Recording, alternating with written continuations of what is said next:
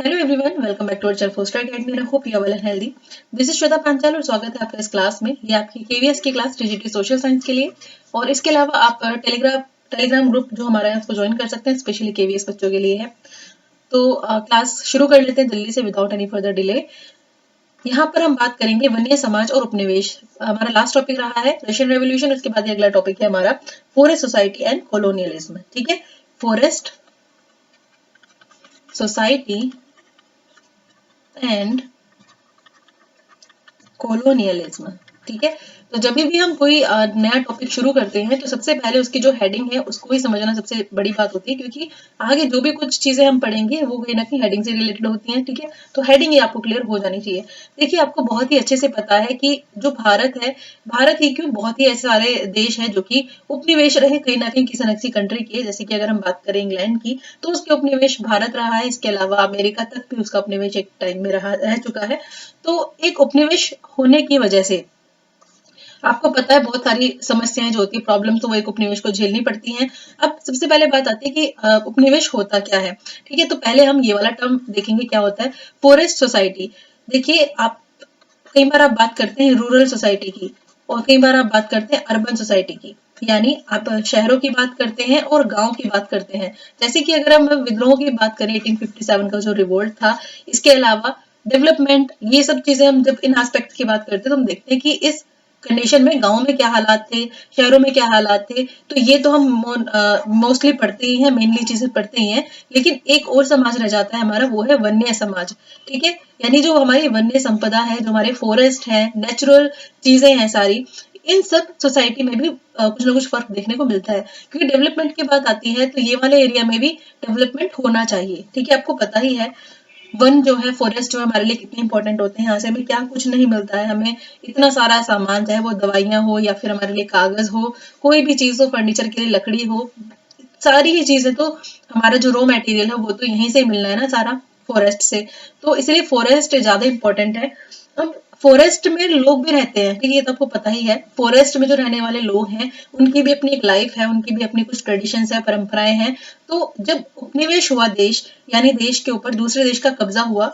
अच्छा, उपनिवेश का मतलब क्या होता है, सबसे पहले हम यही देखेंगे। तो उपनिवेश होता है एक देश के लोगों के दूसरे देश के विशिष्ट क्षेत्रों पर प्रभुत्व जमाने और वहां बसने की नीति। यानी एक जो कंट्री है, जब वो दूसरी कंट्री के ऊपर अपना कंट्रोल कर लेता है, उसको अपने नियंत्रण में कर लेता है, तो क्या होता है कि वो उसके जो जितने भी स्रोत होते हैं, या फिर कह सकते हैं कि नेचुरल रिसोर्सेज होते हैं, उनके ऊपर अपना कंट्रोल कर लेता है। वहां की पॉलिटिक्स पर, वहां के हर चीज के ऊपर अपना नियंत्रण स्थापित करने की कोशिश करता है। और इन सब के पीछे रीजन क्या होता है, रीजन ये होता है कि उस कंट्री में जो भी चीज है उसको मतलब उससे फायदा उठाया जाए। इनका सबसे बड़ी चीज होती है प्रॉफिट कमाना। ठीक है, प्रॉफिट के लिए जाते हैं। किसी देश को अपना उपनिवेश बनाया ही इसलिए जाता है ताकि हमें अपने देश से, उस देश से हम फायदा उठा सकें। ठीक है, चाहे वो किसी भी चीज को लेकर हो। जैसे कि अंग्रेजों की बात करें तो यहाँ से रॉ मटेरियल के रूप में कॉटन जाया करता था, मतलब कि हमारे ही कंट्री से तो सामान ले रहे हैं और उसको अपने कंट्री में बनवाकर हमारी ही कंट्री में वापस बेच रहे हैं। तो ये वाली चीज है कि पूरे तरीके से फायदा उठाना है, इसके आगे कुछ और सोचना ही नहीं है। हालांकि बीच बीच में अंग्रेजों ने क्या चीज की थी कि कुछ एक पॉलिसीज बना दी थी, कुछ अच्छी पॉलिसी बना दी थी, लेकिन वो अगर हम कंपैरिजन करें तो बुरी चीजें ज्यादा थी, अच्छी चीजें बहुत ही कम थी। ठीक है ना। तो उपनिवेशवाद एक ऐसा देश होता है जो दूसरे देश के ऊपर पूरी तरीके से कंट्रोल करता है। जैसे कि एजुकेशन के मामले में कुछ चीजें की थी, लेकिन उसमें भी कॉन्फ्लिक्ट्स आए थे। ठीक है, बहुत सारी ऐसी व्यवस्थाएं की थी, रूढ़िवादी व्यवस्थाएं थी, पुरानी चली आ रही थी, उनको खत्म किया था। लेकिन जो शोषण वाला मामला है वो बहुत ही ज्यादा बड़े लेवल पे था। ठीक है, तो इसलिए कह सकते हैं कि उपनिवेश होना तो खराब बात है ही। किसी देश के ऊपर कंट्रोल कर लोगे तो वहां के लोग चैन से सांस कैसे ले पाएंगे। ठीक है, तो यही बात है।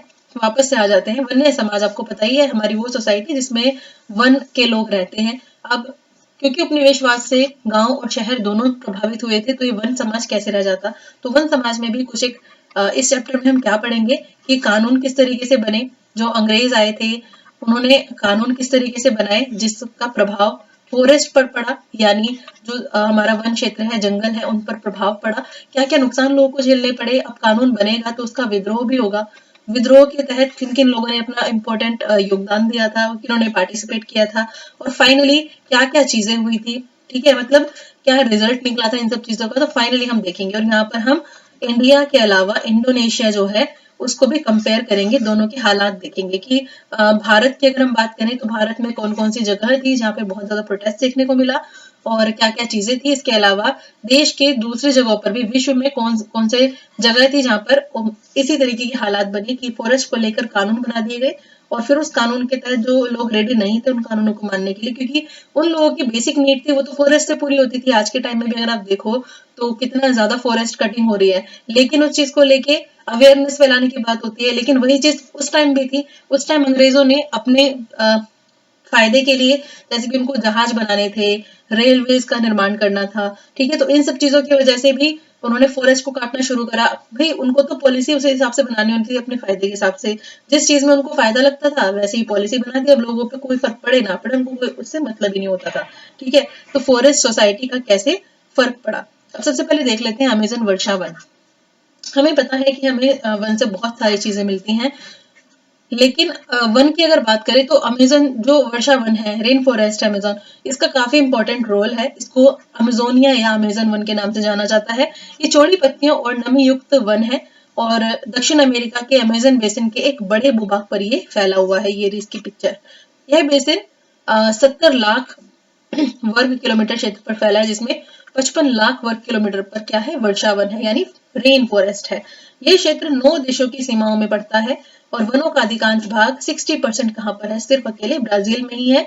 और इसके बाद पेरू में 13% है और अन्य देशों में जैसे कि Colombia, Venezuela, Ecuador, Bolivia, Guyana, Suriname और फ्रेंच गुयाना, इन सब में ये वन फैले हुए हैं। यानी एक जगह नहीं जहाँ पर ये वन फैले हैं, बहुत अलग अलग बाउंड्रीज को भी ये टच करते हैं। इस क्षेत्र के कई राज्यों और विभागों के नाम इन वनों के आधार पर अमेजोनास पड़ा है। विश्व के कुल वर्षा वनों का लगभग आधा भाग यहीं पर ही है और विश्व के, और ये चर्चा में भी आया था पॉलिसीज को लेकर, ठीक है, वनों में यही सर्वाधिक जैव विविधता भी पाई जाती है, यानी बायोडायवर्सिटी। इसका मतलब है अलग अलग तरीके के जीव जंतु हैं, स्पीशीज पाई जाती हैं। अमेजन के वर्षा वनों को पृथ्वी के फेफड़े भी कहा जाता है। ये तो जो क्वेश्चन है ये कई बार सीटेट में पूछा जा चुका है, तो काफी इंपॉर्टेंट है। अमेजन के वर्षा वनों को पृथ्वी के फेफड़े भी कहा जाता है। तो ये तो हो गई अमेजन की बात। अब हम बात करते हैं आगे अपने टॉपिक से रिलेटेड। उपनिवेशवाद हमने समझ ही लिया है, वन्य समाज भी हमें पता चल ही गया है। अब बढ़ते हैं आगे, जिसमें कि हम इंपॉर्टेंट पॉलिसीज वगैरह डिस्कस करेंगे, कहाँ पर क्या चीज है। अब देखिए उपनिवेशवाद का सीधा सीधा कनेक्शन है इंडस्ट्रियलाइजेशन से, यानी औद्योगिकरण से। औद्योगिकरण, ठीक है।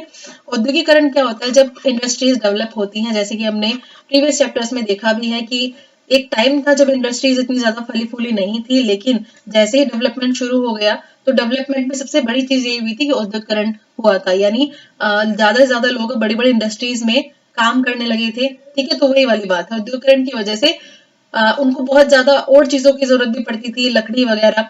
तो ये मैं इंडिया की पर्सपेक्टिव से बात कर रही हूँ कि यहाँ पर इंडस्ट्रीज डेवलप हो रही थी तो काफी और सामान की जरूरत थी, तो फिर वनों को काटा गया।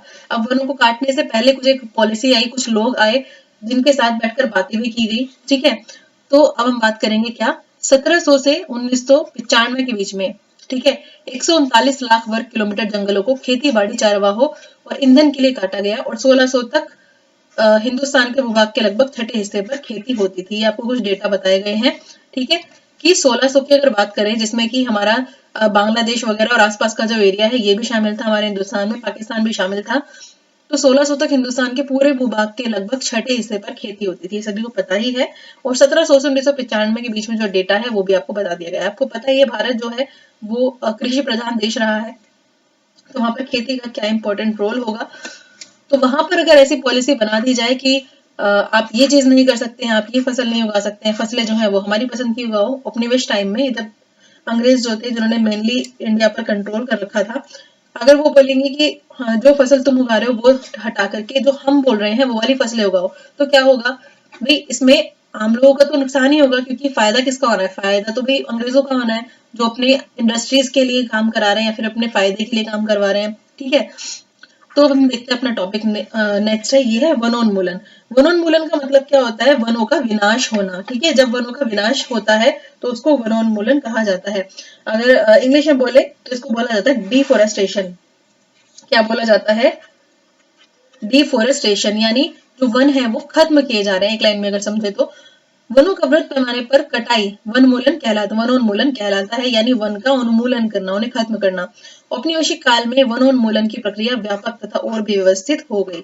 अब देखिए, फायदा फायदा फायदा, हर इंसान तो इस चीज के पीछे दौड़ता है, और जो इंडस्ट्रीज होती है उनमें तो ये चीज देखने को मिलती ही है, क्योंकि वहां पे जो मजदूर होते हैं या फिर जो काम करने वाले लोग हैं उनको उतना पैसा मिलता नहीं जितना वो काम उनसे करवा लिया जाता है। तो फायदे के चलते, अपने फायदे वाली पॉलिसी के तहत ही जो अंग्रेज थे उन्होंने वनोन्मूलन करना भी शुरू कर दिया था। मतलब उनको ही लगता था कि जो खाली जमीन पड़ी हुई है, जिनको खाली छोड़ दिया गया है, क्यों ना इस जमीन के ऊपर भी खेती की जाए, और उस पर क्या खेती की जाए वो डिसाइड करेंगे, ठीक है, जो उनके फायदे की होगी। या तो वो उसको अपने देश भेजेंगे खेती करवा के, जो भी चीज की खेती वो करवाएंगे, जो भी कल्टीवेशन होगा वो अपने हिसाब से करवा कर अपनी कंट्री में भेज देंगे, ठीक है। मतलब उसका निर्यात कर देंगे भारत से। तो यही सारी चीज थी, पॉलिसीज थी, जिन्होंने उनको आगे ये चीज करने पर प्रोत्साहित किया। तो उपनिवेशिक काल में जब अंग्रेज हमारे ऊपर पूरी तरीके से कंट्रोल करके बैठे थे, तो उन्होंने डिसाइड किया कि कंट्रोल तो है ही, अब तो ये अपना ही घर है, तो अपने हिसाब से जैसे कहते हैं ना, सोने की चिड़िया था हमारा देश, लेकिन उसको लूट लिया गया, काफी सारी चीजें यहाँ से वहां भेज दी गई, बाहर अपने देश में, वही वाली बात है, ठीक है। तो सबसे पहले हम बात करते हैं वनोन्मूलन के क्या रीजन हो सकते हैं या क्या रीजन है। तो वनोन्मूलन ईंधन के लिए आपको पता है, देखिए यहाँ के जो स्थानीय लोग थे उनके लिए तो भाई फॉरेस्ट ही उनके लिए देवता है, फॉरेस्ट ही सब कुछ है, यहाँ तक कि उसकी पूजा अर्चना भी की जाती थी, वर्शिप भी की जाती है। तो वही वाली बात है, फॉरेस्ट ही उनके लिए सब चीजें करता है, तो इसलिए उनके डेली यूज की बात हो या फिर छोटा मोटा उनका काम करने की बात हो, आपको पता है कितने सारे ऐसे समुदाय हैं या फिर ऐसे ग्रुप हैं जो जंगलों में रहते हैं, और वो बाहर की दुनिया से कनेक्ट इतने नहीं है, और वो व्यापार भी अगर करते हैं तो अपने जंगल के चीजों से ही करते हैं, जैसे कि टोकरी वगैरह बना ली या फिर कोई और सामान, पत्तल, ये सब चीजें बना ली, उस वक्त की बात करूँ मेनली मैं। तो इन सब चीजों को करके वो अपना गुजारा करते थे। लेकिन अगर क्या हो कि हमारे घर पे कोई बाहर वाला ये बोल दे कि तुम्हें ये काम नहीं करना, ये काम नहीं करना, तो हम तो प्रोटेस्ट करेंगे कि ये तो हमारा घर है, इसमें तुम्हारा क्या मतलब है। तो यही चीज हुई। तो अब देख लेते हैं कि हमारे देश में वनोन्मूलन के क्या रीजन रहे। तो ईंधन के लिए, दूसरा है व्यापारिक कृषि को बढ़ावा देने के लिए, यानी वन काट दिए जाएंगे और वहां पर उस जगह पर खेती की जाएगी अंग्रेजों के हिसाब से, जो फसल उनको पसंद है उसकी खेती की जाएगी। फिर है खेती योग्य भूमि की बढ़ती आवश्यकता। ये तो मैंने बताई थी आपको कि भाई ज्यादा से ज्यादा उनको चाहिए था सामान, लकड़ी चाहिए थी, तो इस वजह से खेती भी उस हिसाब से उनको होनी चाहिए थी। खेती योग्य भूमि की बढ़ती आवश्यकता, ज्यादा से ज्यादा वन चाहिए। भाई देखिए, एक ही प्रोसेस होता है ना खेती का। सपोज खेती करनी है, किस पर की जाएगी, जमीन पर की जाएगी, और जमीन खाली करनी पड़ेगी, तो उससे पहले वहां पर जंगल होगा, तो जंगल होगा, सबसे पहले उसको काट पीट के एक जमीन बनाई जाएगी और फिर उसके ऊपर खेती की जाएगी। तो इस प्रोसेस में जंगलों को काटा गया, ठीक है ना। वैज्ञानिक वानिकी, यानी अगर हम साइंटिफिक फॉरेस्ट्री की अगर हम बात करें, तो इसमें क्या था कि कुछ एक चीजें, मतलब बताया गया कि किस तरीके से चीजें करनी चाहिए, मतलब खेती करने के क्या तरीके होने चाहिए फसलों के बारे में, तो इसी को वैज्ञानिक वानिकी बोला गया। इसको भी हम आगे देखेंगे डेफिनेशन को। रोपण कृषि योग्य चाय, कॉफी, रबड़, मतलब अपने हिसाब से जो उनको खेती करवानी थी वो ये फसलें थी, मेनली चाय, कॉफी और रबड़। फिर था रेलवे लाइनों के निर्माण में स्लीपरों के प्रयोग हेतु खेती योग्य भूमि की बढ़ती आवश्यकता। ये भी एक बहुत बड़ा रीजन था। स्लीपर क्या होते हैं, जो रेलवे ट्रैक होता है उसको होल्ड करने के लिए जो लकड़ी लगाई जाती है उसको, तो उसके लिए बहुत ज्यादा, क्योंकि रेलवे का निर्माण तो बहुत ही बड़े पैमाने पर किया जा रहा था, तो इसलिए लकड़ी की जरूरत थी स्लीपर चेक करने के लिए वहां पर। फिर शहद, चाय और कॉफी, इसकी इंपॉर्टेंस बढ़ रही थी मार्केट में। व्यापारिक कृषि को बढ़ावा देने के लिए, व्यापारिक कृषि का मतलब वही है, कॉमर्शियल क्रॉप्स वहां पर उगाई जाएगी। अंग्रेजों ने नकदी फसलों जैसे कि गन्ना, कपास या पटसन के उत्पादन पर जोर दिया। 1880 से 1920 के बीच में खेती योग्य जमीन में 67 लाख हेक्टेयर की वृद्धि हुई, और 1850 के दशक में स्लीपरों की मांग के कारण लकड़ी की मांग में वृद्धि हुई। अब उनको कौन सा अपने देश के पेड़ कट करने थे, उनको तो अपने जो उन्होंने उपनिवेश बनाया हुआ है उस पे पेड़ कट करने हैं, जिस और उपनिवेश से लगाव किसको होता है, उसमें कोई भावना थोड़ी ना होती उपनिवेश के लिए। वहां तो उनको एक ही चीज है, प्रॉफिट की भावना है, ठीक है। कोई भी देश किसी भी कंट्री को अपना उपनिवेश सिर्फ और सिर्फ प्रॉफिट कमाने के लिए ही बनाता है, ठीक है। काफी ज्यादा यहाँ पर बहुत पेड़ काटे गए, 35,000 40,000 इस तरीके से स्टार्टिंग आंकड़ा है, ठीक है। बहुत ज्यादा पेड़ काटे गए और अलग अलग स्टेट में अलग अलग तरीके से इसको काम को किया गया, ठीक है। बहुत बड़ी संख्या में। अब देखिए, एक जगह एक चीज और होती है, आपने देखा होगा कि जो जहां भी इंडस्ट्रीज लगने वाली होती है उसके आसपास के एरिया को बहुत ज्यादा खुली खुली सड़कें बना दी जाती हैं। तो ऐसा क्यों किया जाता है, तभी तो कहते हैं डेवलपमेंट हो रहा है यहाँ पर। वो इसलिए होता है ताकि वो अपने काम के लिए, जैसे कि कोई एक सपोज गांव है, उस गांव में उनको कोई इंडस्ट्री लगानी है, तो वो जो वहां की जो सड़कें हैं वो बहुत खुली खुली हो जाएंगी, क्योंकि वहां से जो ट्रक वगैरह जाने होंगे, सामान ले जाने वाले जो वाहन होंगे, ट्रांसपोर्टेशन है वो भी तो स्ट्रॉन्ग करना पड़ेगा, तो इस वजह से सड़कें भी खुली खुली हो जाएंगी। तो वही वाली बात है यहाँ पर। ठीक है। अब अगर अगर हम यहाँ पर बागान की मेनली बात करें, तो यहाँ पर प्लांटेशन में मेन जो इन्होंने चीजें करनी थी वो थी टी, कॉफी और इसके अलावा रबर। ठीक है। इसके ऊपर उन्होंने सबसे ज्यादा मतलब एम्फेसाइज करना शुरू किया, फोकस करना शुरू किया। तो औपनिवेशिक काल में ये सबसे बड़े डिमांड की वाली बात थी कि बागान लगाए गए और उनमें टी, कॉफी और रबर को ज्यादा से ज्यादा प्रमोट किया गया। देखिए यहाँ पर पिक्चर्स लगाई गई, ये तो स्लीपर है, ये लकड़ी कटी हुई है यहाँ पर। ठीक है, लकड़ियां लकड़ियां सारे में। और दूसरा है कि देखिए जहाज में कैसे इसको ढोया जा रहा है हाथी के द्वारा। ठीक है ना, चलिए आगे देख लेते हैं। भारत में वन विनाश के कारण, ये कहीं ना कहीं हमने टॉपिक देख लिया है, रेलवे लाइन है, चाय, कॉफी और रबड़ की जो आपने व्यावसायिक वानिकी की शुरुआत। व्यावसायिक वानिकी का मतलब है यहाँ पर कॉमर्शियल फॉरेस्ट्री। ठीक है, कॉमर्शियल फॉरेस्ट्री, इसका मतलब ये है कि जो फॉरेस्ट्री है यानी जो फॉरेस्ट से रिलेटेड है, उससे रिलेटेड उन्होंने एक साइंटिफिक वानिकी की बात बोली, यानी वैज्ञानिक वानिकी, साइंटिफिक फॉरेस्ट्री। भाई आपको पता ही है कि कोई भी देश दूसरे देश को अपने फायदे के लिए बनाता है। सेम सिचुएशन जो भारत में थी, ये बोला गया था कि हम भारत में क्यों आए हैं, हम यहाँ क्योंकि आगे लोग सिविलाइज नहीं है, कुछ पता नहीं है, पुराने रीति रिवाज मान रहे हैं, नई चीजें कुछ पता ही नहीं है, ना भाषा पता, ना विज्ञान से रिलेटेड कुछ पता, ना कुछ खोज के बारे में पता, ऐसा उनका बोलना था। तो ये सब चीजें हम तुम्हें सिखाने आए हैं, तो तुम सीखोगे तभी तो लाइफ में कुछ कर पाओगे। तो यही चीज उन्होंने फॉरेस्ट्री के बारे में बोली, यही रीजन दिया सेम।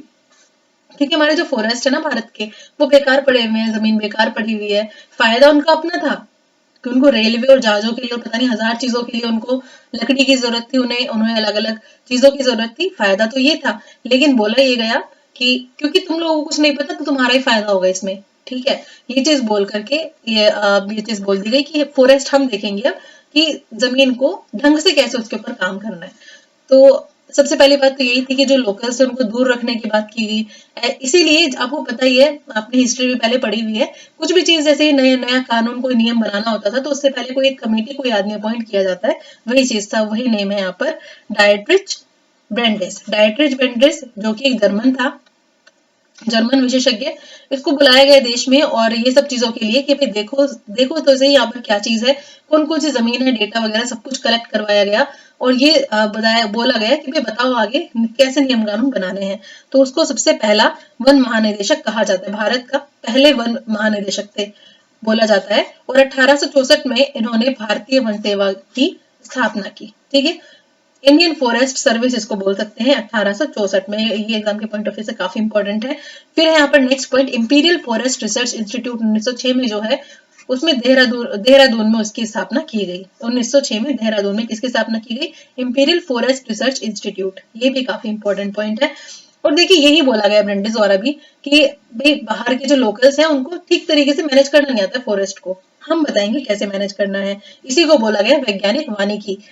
और जो तुम यहाँ पे अपने पशुओं को लेकर आ जाते हो, मवेशियों को लेकर आ जाते हो चराने के लिए और लकड़ी तोड़ते हो या फिर इंटरफेयर करते हो फॉरेस्ट में, ये सब चीजें बहुत गलत है। तो उन्होंने रिस्ट्रिक्शन कर दिया और ब्रेंडिस ने बोला कि इसको संरक्षण की हम नीति में लेकर आएंगे, यानी संरक्षण वाली बात उन्होंने कर दी कि उन क्षेत्रों को हम आरक्षित कर देंगे, सुरक्षित कर देंगे, उसमें तुम्हारा कोई इंटरफेरेंस नहीं होगा। तो इसी तरीके से 1865 में वन अधिनियम आए जिसमें कि 2 संशोधन हुए, 78 में और 1927 में। ठीक है, 2 यहाँ पर देखने को मिलते हैं, 1878 में और 1927 में 2 तरीके से उन्होंने संशोधन किए। और 1878 वाला जो संशोधन था उसमें जंगलों को उन्होंने 3 कैटेगरी के अंदर वो ले आए। पहली कैटेगरी क्या थी, आरक्षित वन, दूसरा था सुरक्षित और तीसरा है ग्रामीण वाला। ठीक है, कौन कौन सी 3 कैटेगरी थी यहाँ पर, एक मिनट। ठीक है, 3 कैटेगरी थी यहाँ पर, आरक्षित, सुरक्षित और ग्रामीण। अच्छा, वैज्ञानिक वानिकी की एक बार डेफिनेशन देख लेते हैं। 1906 में देहरादून में इंपीरियल फॉरेस्ट रिसर्च इंस्टीट्यूट की स्थापना हुई जहां पर वैज्ञानिक वानिकी पद्धति की शिक्षा दी जानी थी। और वैज्ञानिक वानिकी एक ऐसी पद्धति थी जिसमें प्राकृतिक वनों की कटाई कर उसके स्थान पर कतारबद्ध तरीके से एक ही प्रजाति के पेड़ लगाए जाए। उन्होंने बोला कि हम बताएंगे तुम्हें कि किस तरीके से फॉरेस्ट को मैनेज करते हैं, किस तरीके से हम फॉरेस्ट्री को और ज्यादा बढ़िया तरीके से यूज कर सकते हैं। फॉरेस्ट का ध्यान कैसे रखें, तो एक ही पद्धति में उन्होंने बोला कि वनों को काटो पहले और उसकी जगह पर एक ही तरीके के, एक ही प्रजाति के पेड़ लगाओ। लेकिन आज यह पद्धति पूर्णतः अवैज्ञानिक सिद्ध हो गई है। ठीक है, तो ये थी इनके वैज्ञानिक वानिकी कि तुम्हें कुछ नहीं पता, हम बताएंगे कि किस तरीके से मैनेज किया जाता है चीजों को। तो भारतीय वन सेवा की स्थापना 1864 में की गई, आपको पता ही है। भारतीय वन सेवा 1865 में पहला अधिनियम लाया गया और 1878 में वन अधिनियम के द्वारा जंगलों को 3 श्रेणियों में बांट दिया गया। इसमें पहली श्रेणी थी आरक्षित, दूसरी थी सुरक्षित और तीसरी थी ग्रामीण। यानी पहली थी आपकी रिजर्व्ड, ठीक है, दूसरी थी आपकी क्या, प्रोटेक्टिव प्रोटेक्टेड, और थर्ड था आपका विलेज, ठीक है, ग्रामीण। फर्स्ट है रिजर्व, दूसरा है प्रोटेक्टेड और तीसरा है विलेज। अब आरक्षित में था कि इसमें आरक्षित वनों को बोला गया बेस्ट फॉरेस्ट, यानी सबसे बढ़िया जो वन है वो आरक्षित वाले में रखे गए। जितने भी सबसे बढ़िया जो वन थे वो आरक्षित वाली कैटेगरी के अंदर। दूसरा है सुरक्षित या फिर प्रोटेक्टेड। इसमें जो गांव के लोग थे वो थोड़ा बहुत उनको एंटर करने की अनुमति नहीं थी, मतलब अनुमति थी पर थोड़ा पहले उनको परमिशन लेना पड़ता था। ठीक है, तो कह सकते हैं विद परमिशन वहां पर ग्रामीण लोग जा सकते हैं, थोड़ी बहुत अगर उनको चीजें लेनी है। पूरे तरीके से उनको रिस्ट्रिक्ट नहीं किया गया जाने से, परमिशन दी गई कि परमिशन हो तो चले जाओ, नहीं तो मत जाओ। और थर्ड कैटेगरी थी आपकी ग्रामीण वाली। ठीक है, तो ग्रामीण वाली कैटेगरी थी, इसका तो कुछ है ही नहीं। तो आरक्षित वाला, सुरक्षित वाला और ग्रामीण वाला। इसमें अगर आपसे पूछ लिया जाए कि बेस्ट फॉरेस्ट, सबसे अच्छे जो वन थे वो कौन से वाली कैटेगरी में थे, वो थे अच्छे जंगल आरक्षित वाली कैटेगरी में। तो ये तीनों कैटेगरी आपको याद रखनी है और ये दोनों ही आपको संशोधन याद रखने हैं। ठीक है ना।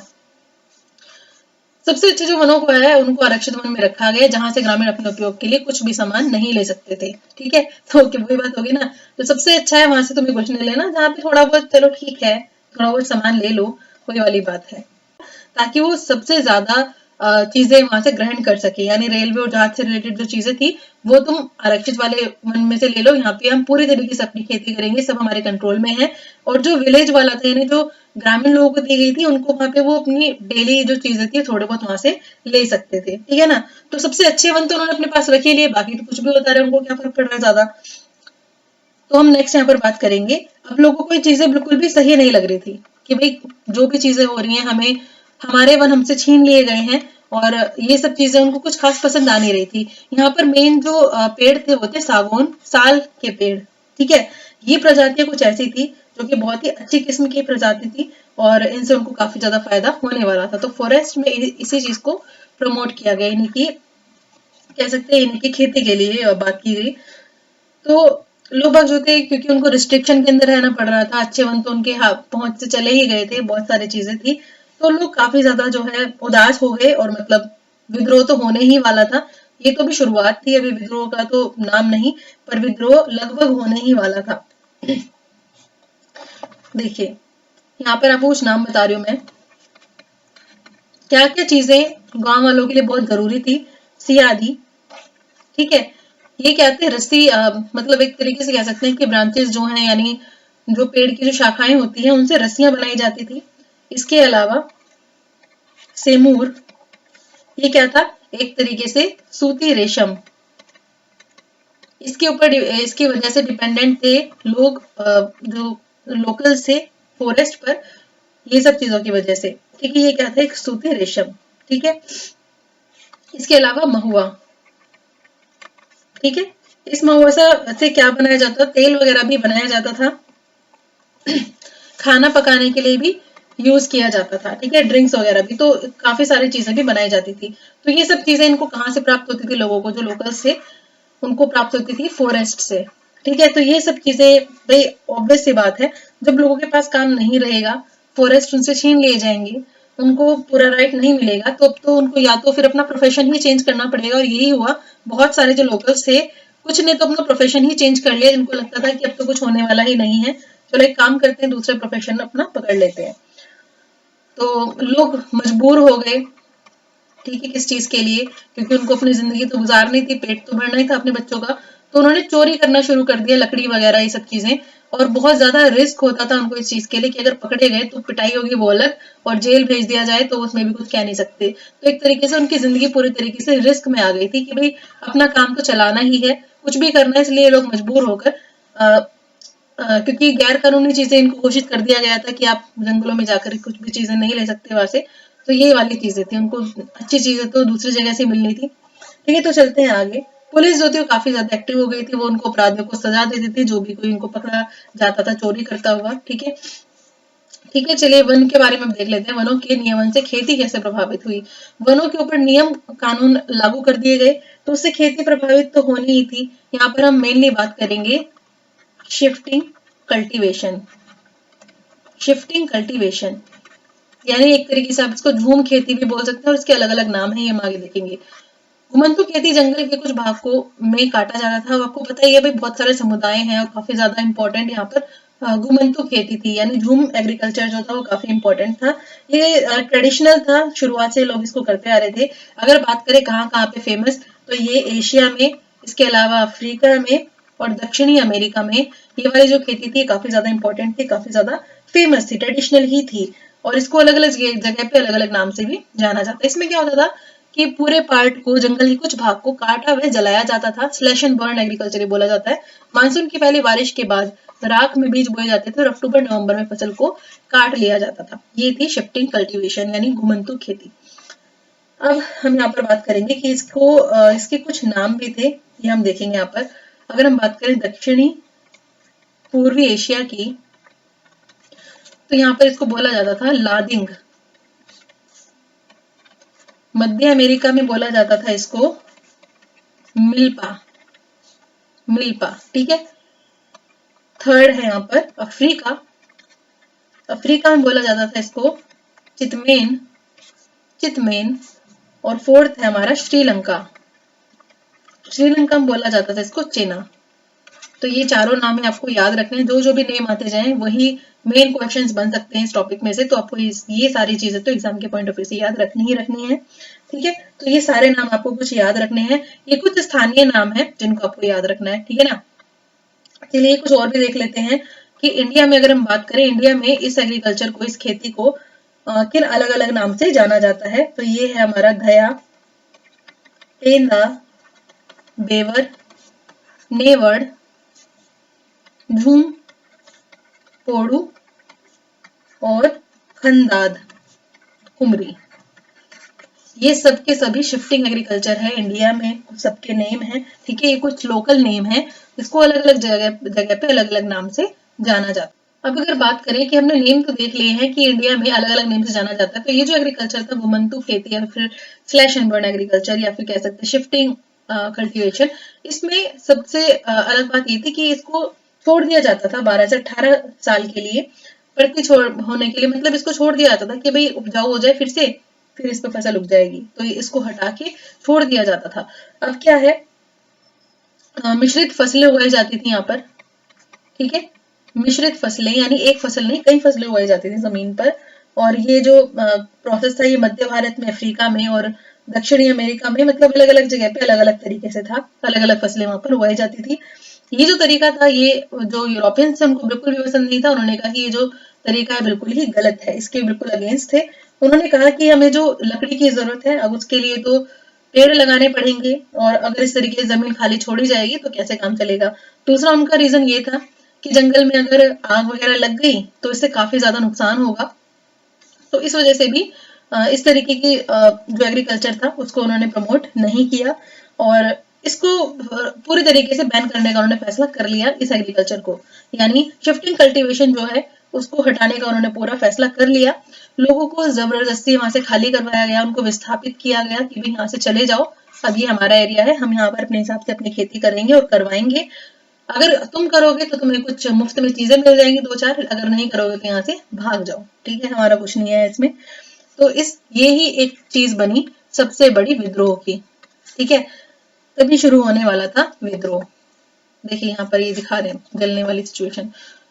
तो 1905 में छत्तीसगढ़ के दक्षिणी छोर में 2/3 हिस्सों को आरक्षित करने का प्रस्ताव, जहां पर बहुत से आदिवासी रहते थे। 1910 में बगावत की बात हुई और व्यापारी अफसरों के घर भी लूटे गए, जिसका परिणाम क्या हुआ कि आरक्षित क्षेत्र को पहले से आधा कर दिया गया। मतलब बहुत ज्यादा विद्रोह हुआ, काफी सारी चीजें हुई।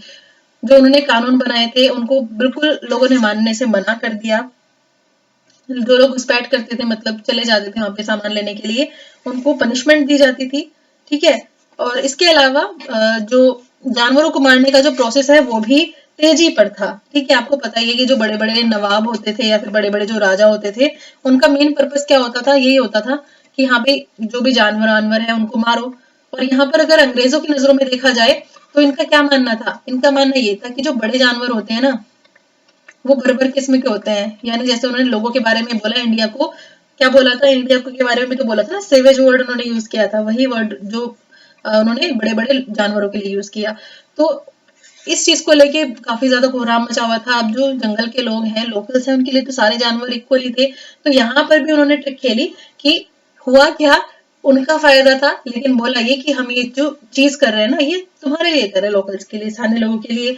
वो क्या करने लगे, जंगलों में जाकर शेर मार रहे हैं अपने शिकार के लिए, अपने शौक के लिए शेरों को मारा जा रहा है, भेड़ियों को मारा जा रहा है, तेंदुओं को मारा जा रहा है। लेकिन बोला जा रहा है कि इससे जो किसान है ना, वो बेचारे परेशान नहीं होंगे, नहीं तो उनकी फसल ही बर्बाद कर देते हैं। तो 1875 से 1925 के बीच में अगर हम डेटा देखें तो इनाम भी रखे गए थे मारने के लिए जानवरों को। तो 80,000 से ज्यादा बाघ, 1,50,000 लगभग तेंदुए, और बहुत ही ज्यादा भारी संख्या में लगभग 2 लाख क्या भेड़िए मारे गए थे। ठीक है। तो बहुत ही बड़े बड़े डेटा यहाँ पर नजर आ रहे हैं, और ये एक्चुअल डेटा तो हो ही नहीं सकते। ठीक है। इससे भी ज्यादा ही हुआ होगा। तो देखिए उस वक्त कितने ज्यादा बाघ थे ना हमारे यहाँ पर, है ना, कितने ज्यादा बाघ थे।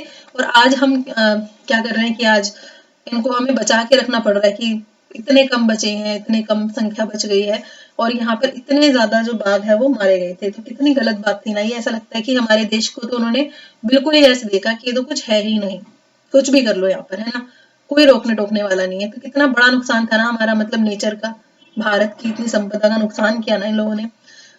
तो भेड़िए मारे गए, बहुत सारी चीजें उन्होंने गलत की थी भाई। लोगों को ट्रॉफी दी जाती थी कि भाई जानवर मारो। और एक पिक्चर भी है यहाँ पर, मैंने लगाई हो तो मैं देखती हूँ, ये रही। ठीक है, ये रहा। जॉर्ज यूल नामक एक अंग्रेज अफसर था, उसने अकेले 400 बाघों को मारा। ठीक है। अगर आज के टाइम में ये चीज हो जाए तो भगवान ही जाने क्या होगा। 400 बाघों को मारा, और फोटो भी क्लिक करवाते थे ये लोग अपने आप को दिखाने के लिए। ये शिकार मनोरंजन के साथ साथ अपनी प्रभुत्व सिद्ध करने के लिए भी किया जाता था कि भाई हम ऐसे शिकार करते हैं जो हमारे सामने बोलता है, यानी हम सब लोगों को इसी तरीके से देखते हैं। ठीक है। तो चलिए आ जाते हैं नेक्स्ट अपने टॉपिक पर।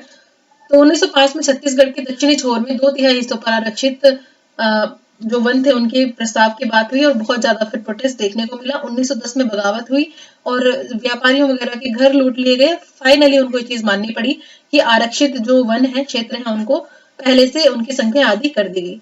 डच उपनिवेशों में भी यही चीज देखने को मिल रही थी। अगर हम बात करें जावा की, स्पेशली जावा की बात करेंगे आगे आने वाली स्लाइड में, तो वहां पर भी इंडिया की तरह ही, जैसे इंडिया में अंग्रेजों ने किया था, वहीं पर भी बहुत सारे कानून लागू कर कर क्या कोशिश की गई कि वहां भी अपने तरीके से कॉमर्शियल क्रॉप्स वगैरह लाने की और अपनी ही तरीके से नीतियां मनवाने की बात की गई। जावा पर जापानियों ने कब्जे से पहले डचों ने भस्म करो व भागो नीति अपनाई थी।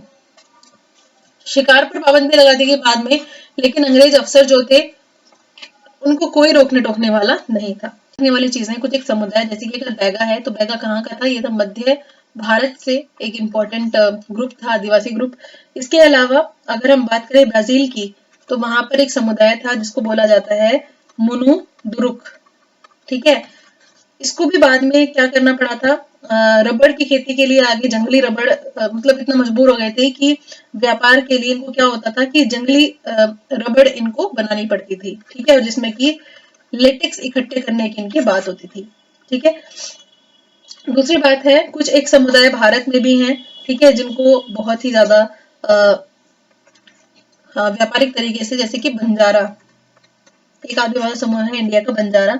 ये भी एक घुमंतू समुदाय में से ही एक है, मतलब एक जगह से दूसरी जगह घूमने वाले जो समुदाय होते हैं, ये इधर उधर घूम कर ही अपना बसेरा, मतलब अपना पेट भरते हैं, और एक जगह पर ही नहीं टिकते हैं। तो जहां पर जो इनको प्रॉफिटेबल चीजें भी लगती हैं, जगह लगती है, वहां पर रुक कर वहीं पर, जैसे कि हाथी दांत हुए और सींग, रेशम, और ये सब चीजें बेचकर भी अपना गुजारा कर लेते थे। मतलब इनका मेन व्यापार जो था वो यहाँ से ही होता था। तो यही वाली बात है। ठीक है। अच्छा, कुछ ऐसी चीजें भी थी जिनको इन अंग्रेजों ने अपराधी कबीले भी बोला था। क्या बोला था? अपराधी कबीले। जैसे कि कौन कौन लोग इसमें, कबीले इसमें शामिल थे, ये थे कोरावा, राचा, येरुकुला।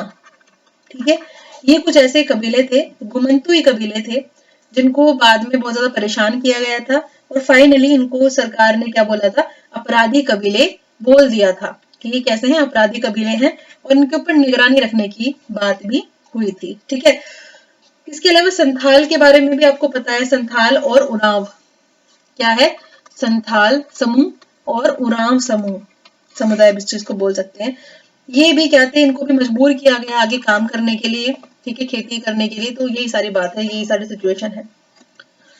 नेक्स्ट हम बात करेंगे वन विद्रोह की।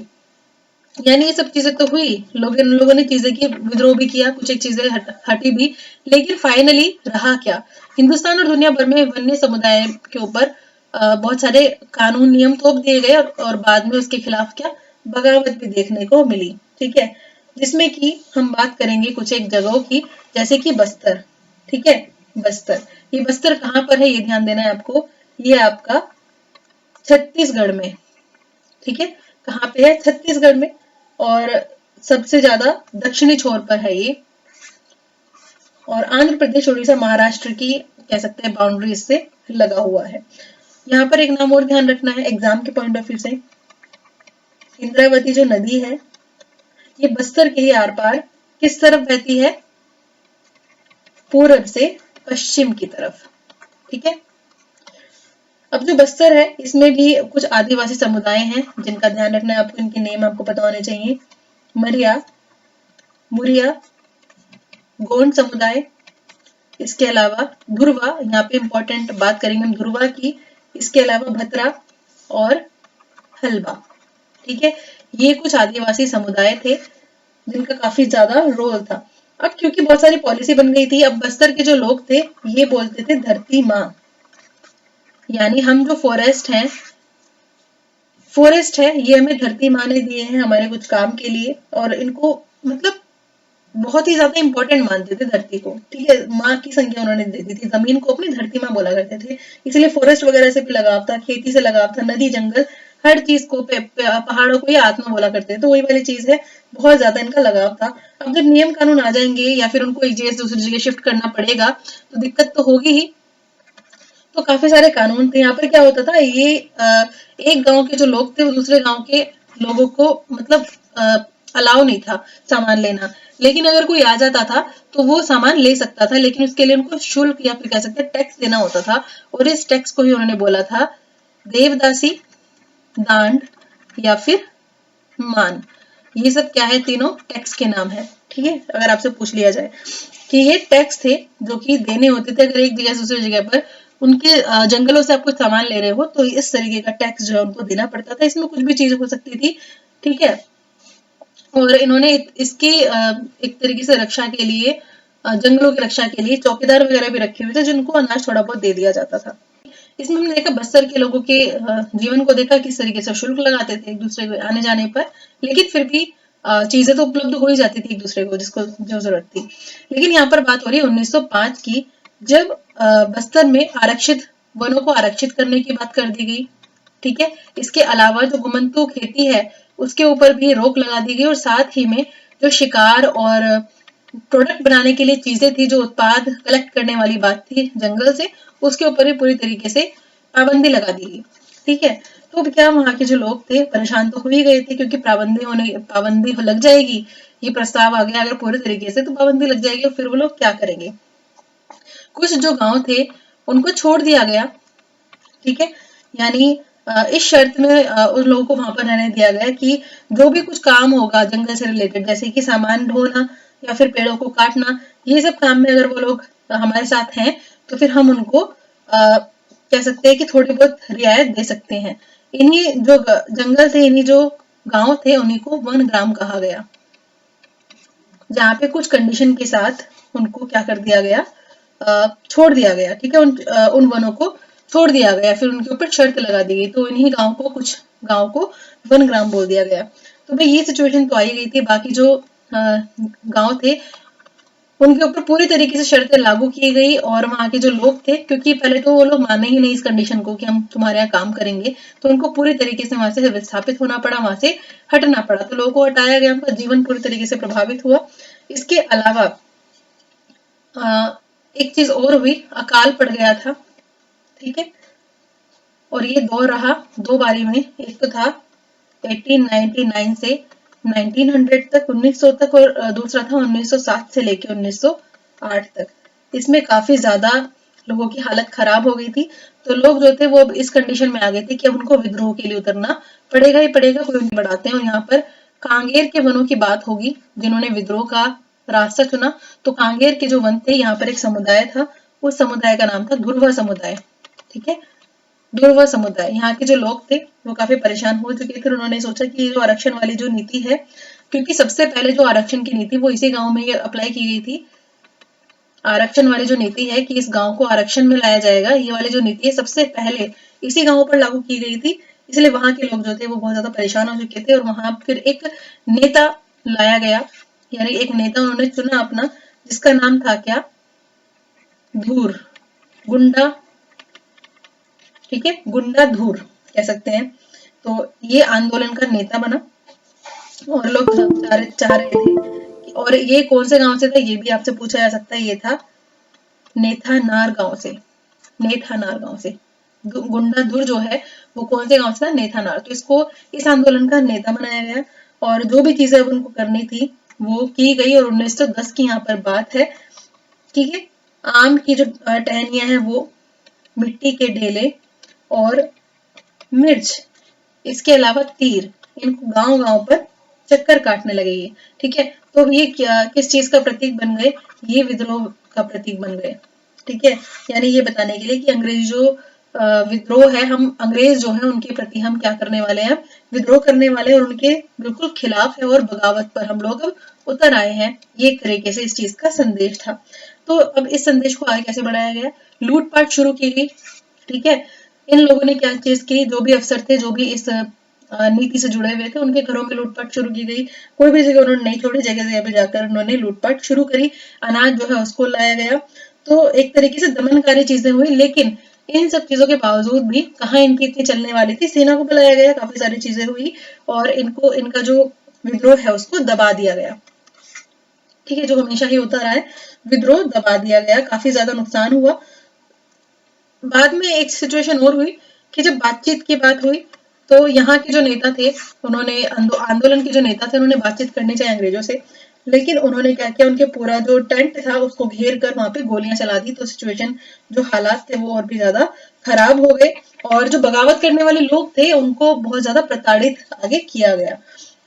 ये सब सिचुएशन होने के बावजूद फिर एक और चीज हुई भाई, वर्ल्ड बैंक जो है, विश्व बैंक, ये सब बातें भाई फैल तो जाती ही हैं। तो विश्व बैंक ने फिर डिसाइड किया, एक प्रस्ताव रखा कि कागज की जगह पर किस चीज का यूज, कागज उद्योग में लुगदी उपलब्ध कराई जाए, ठीक है। और उसके लिए काफी जो जमीन है उसमें साल की जगह पर, साल वनों की जगह पर देवदार के जो वन है, पेड़ हैं, वो लगाए जाए। और जो स्थानीय लोग हैं, पर्यावरणविद जिनको कह सकते हैं, इस परियोजना को रोक दिया गया, ठीक है। मतलब काफी ज्यादा लोग इस फैसले के अगेंस्ट थे, उन्होंने इस चीज को नहीं माना, तो इस परियोजना पर भी रोक लगा दी गई। तो वर्ल्ड बैंक जो है उसने ये चीज डिसाइड करी थी, साल की जगह पे देवदार के वृक्ष लगाए जाएंगे। लेकिन जो लोकल से स्थानीय पर्यावरणविद थे उनका विरोध हुआ और ये जो परियोजना थी इस पर रोक लगा दी गई। ये तो सिचुएशन थी इंडिया की। अब हम बात करते हैं जावा की, इंडोनेशिया के जावा की बात करते हैं। वहां पर भी भारत जैसे कुछ हालात पैदा हुए। वहां पर चावल उत्पादन द्वीप उसको कहा जाता है। और कौन सा उपनिवेश वहां पर था, डच उपनिवेश था। यहाँ पर अंग्रेज थे और वहां पर डच जो लोग हैं उन्होंने उसको जावा को अपना उपनिवेश बनाया हुआ था। जैसे भारत में पॉलिसीज बनाई गई वैसे डचों ने भी एक वन प्रबंधन योजना शुरू की, उसके तहत ही चीजें हुई। तो जावा को आजकल इंडोनेशिया के चावल उत्पादक द्वीप के रूप में जाना जाता है। भारत और इंडोनेशिया के वन कानूनों में कुछ सिमिलैरिटी, विशेषताएं, समानताएं हैं। 1600 में जावा की अनुमानित आबादी लगभग 34 लाख थी। उपजाऊ मैदानों में ढेर सारे गांव थे, लेकिन पहाड़ों में भी खेती जो थी वो घुमंतू खेती करने वाले ही समुदाय रहा करते थे, ठीक है। नेक्स्ट हम बात करते हैं जावा के लकड़हारे। जो वहां के लकड़हारे थे उनका घुमंतू किसान थे, ठीक है। और अगर हम बात करेंगे जीवन की तो उनके कौशल के बगैर सागौन की कटाई कर राजाओं के महल बनाना बहुत मुश्किल था। और डचों ने जब 18वीं सदी में जंगलों पर नियंत्रण किया तब उन्होंने ही कोशिश की कि किले पर हमला करके उसका प्रतिरोध किया जाए, लेकिन इस विद्रोह को भी फाइनली दबा दिया गया। जावा में डचों द्वारा वन कानून बनाने में वनों में प्रवेश निषेध कर दिया गया। जैसे भारत में हुआ था वैसे ही जावा में भी हुआ। वनों से लकड़ियां जो है उनकी कटाई पर कुछ विशेष कार्य जैसे कि नाव बनाने और घर बनाने के लिए किया जा सकता था, वह भी विशेष वनों की निगरानी में। मतलब थोड़ी बहुत छूट दी गई, लेकिन फाइनली बात वही थी कि चीजें उनके कंट्रोल में नहीं थी, सब कुछ उनके ही कंट्रोल में था। किनके? उन्होंने भी किस चीज की शुरुआत की थी? वैज्ञानिक वानिकी की। जैसे भारत में था सेम सिचुएशन यहाँ भी थी। तो डच जो थे उन्होंने जावा में वन कानून, जो गांव के लोग थे उन पर बंदिशें लगानी शुरू करी, उनके ऊपर कानून थोपने की कोशिश करी, ठीक है। और बोला कि जंगल से लकड़ी थोड़ी बहुत ही काटी जाए, वो भी हमारी निगरानी में, मतलब ज्यादा लकड़ियां तुम नहीं काट सकते। इसके अलावा जो बेसिक चीजें थी जैसे भारत में बैन की कर दी गई थी, वैसे ही गांव वालों को वहां पर भी बैन लगा दिया गया कि लकड़ी नहीं मिलेगी तुम्हें, ना ही तुम अपने जानवरों को यहाँ पर चराने के लिए लेकर आओगे। कुछ भी सिचुएशन हो जाए तो आपको पनिशमेंट मिलेगी अगर पकड़े गए तो। यही चीज गांव में की गई जैसे भारत में थी, वही चीज इंडोनेशिया में भी देखने को मिली। वन कानून लाए गए, जहाज को वहां पर भी यही चीज हो रही थी जैसे भारत में थी, जहाज और रेलवे इन सब का निर्माण कार्य चल रहा था, तो इसी वजह से वन प्रबंधन कानून लाया गया, वहां भी सेम सिचुएशन ही वहां थी, ठीक है। अगर हम बात करें डेटा की तो 1882 में अकेले स्लीपर के निर्माण के लिए 2,80,000 स्लीपर का निर्यात किया गया था, ठीक है। तो यही वाली सिचुएशन थी यहाँ पर। एक अगर हम कम्युनिटी की बात करें तो जावा एक कम्युनिटी थी जिसको कहा जाता था कलांग, ठीक है, ये आपको याद रखनी है, ठीक है। नेक्स्ट हम बात करेंगे अब सामीन की चुनौती, ठीक है। अच्छा, इस और चीज आपको याद रखनी है, ब्लेंडोंग डिएन स्टेन, ठीक है। अब ये क्या था ये बताना है। देखिए, जो डच लोग थे उन्होंने क्या किया, जंगलों पे पूरी तरीके से बैन लगा दिया गया। दूसरा, लगान लगा दिया गया और बाद में गांव वालों को कुछ शर्तें दे दी गई कि तुम मुफ्त में काम कर सकते हो, तुम्हें मुफ्त में चीजें मिल जाएंगी, लेकिन तुम्हें क्या करना पड़ेगा, तुम्हें कुछ हमारे लिए काम करना पड़ेगा। जैसे कि भारत में भी हुआ था, तुम्हें काम क्या करना पड़ेगा, जैसे कि पेड़ काटने पड़ेंगे। क्या काम करना पड़ेगा? पेड़ काटने होंगे। इसके अलावा तुम्हें लकड़ी ढोनी पड़ेगी, ठीक है, जो भी चीजें होंगी। और जो भी वाहन के रूप में भैंस वगैरह उपलब्ध करवानी, भैंसे वगैरह उपलब्ध करानी है, वो काम भी तुम्हें करना पड़ेगा। अगर तुम ये सब काम कर सकते हो तो ठीक है, थोड़ा बहुत लगान देके तुम्हें थोड़ी बहुत शर्तों से मुक्त कर दिया जाएगा। तो ये सब चीजें इनको मुफ्त में करनी थी, लेकिन उसके लिए उन्हें कुछ थोड़ा बहुत क्या कह सकते हैं, रिलैक्सेशन दे दिया जाएगा। तो ये वाली जो प्रक्रिया थी, ये वाली जो व्यवस्था थी, ये कह सकते हैं इसी को बोला गया ब्लेंडोंग डिएन स्टेन, ठीक है, इसी को ये नाम दिया गया। तो ये वाली कंडीशन जो है इसको ये नाम दिया गया, ये इस व्यवस्था का नाम दिया गया। तो आपसे पूछा जा सकता है। लेकिन नेक्स्ट हम बात करेंगे सामिन के बारे में, सामिन की चुनौती के बारे में। तो आपको पता है सागौन के जो जंगल थे उनको तो लेकर सारी बात ही थी, ये सारा मैटर ही था। तो यहाँ पर हम बात करेंगे रांदू ब्लातुंग गांव, ठीक है। इस गांव के ही निवासी थे सामिन, या फिर कह सकते हैं सुरोन्तिको सामिन, ठीक है। और इसने भी क्या काम किया था, इसने जो भी चीजें चल रही थी, पॉलिसीज चल रही थी सरकार की, उसके अगेंस्ट विद्रोह करने की बात की। इसमें सामिन का जो दामाद था वो भी शामिल था। तो यही बात है, डच जो है उसके विद्रोह के लिए काफी सारे लोग सामने आए। अगर हम बात करें युद्ध और वन विनाश, तो यहाँ पर अगर हम वर्ल्ड वॉर 1 की बात करें या फिर वर्ल्ड वॉर 2 की बात करें, तो उपनिवेशों का तो हमेशा नुकसान ही हुआ है, चाहे भारत हो चाहे हो जावा। जावा में तो जापानियों से पहले जो डच थे उन्होंने भस्म करो और भागो की जो नीति थी अपनाई, ठीक है। और उस चीज को उन्होंने आगे क्यों बढ़ाया, क्योंकि जो ज्यादा से ज्यादा सामान था उसको यहाँ से लो और जाओ। वो उनके जापानियों के हाथ लग गए थे, यहाँ से सागौन के जो बहुत बड़े बड़े जो लट्ठे थे उनको यहाँ से जला दिया गया और वो उनके हाथ लग गए थे। तो ये वाली बात है कि जो भी कोई उपनिवेश होता है वो उपनिवेशिक कंट्री के ऊपर दूसरा देश अपना अधिकार करके उसको पूरी तरीके से जितना हो सके उतना उसका शोषण करने की कोशिश करता है, सिर्फ और सिर्फ अपने प्रॉफिट के लिए। ठीक है, तो वही चीज होती है हर जगह, कुछ ना कुछ लोगों को थोड़े बहुत मुफ्त में काम करने के लिए दे दिया जाता है, अगर मानते हो तो ठीक, नहीं मानते हो तो फिर जेल जाओ या फिर यहाँ से चले जाओ। नेक्स्ट है यहाँ पर वानिकी में नए बदलाव।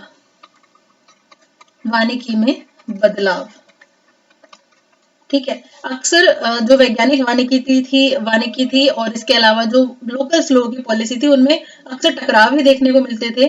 ठीक है, अगर एक सिचुएशन देखी जाए तो मिजोरम से लेके जो केरल का जो माहौल था, वहां पर जो वन है वो सेव रह चुकी, क्योंकि वहां पर जो वन थे उस संपदा को पवित्र बगीचा की संज्ञा दी गई। और इनके नाम क्या क्या थे? सरना, देवराकुडू, ठीक है, राई, ये कुछ एक नाम है जिनको वहां के लोकल्स ने दिए थे। इसको बोला जाता था पवित्र बगीचा। तो क्योंकि पवित्र बगीचा बोल दिया गया तो इसको संरक्षण से ज्यादा से ज्यादा बचाने की कोशिश की गई। तो वही वाली बात है, पर्यावरणविद हो या फिर वन प्रबंधन की चीजें, बहुत सारे लोग थे जो विद्रोह में उतर कर आए, लेकिन फाइनली हुआ वही, उपनिवेश, जब तक उपनिवेशिक राज चलता है किसी कंट्री पर तब तक बहुत ही कम चीजें होती हैं जो बच पाती हैं। विद्रोह भी लगातार चलते रहते हैं, सरकार की पॉलिसीज भी चलती रहती हैं।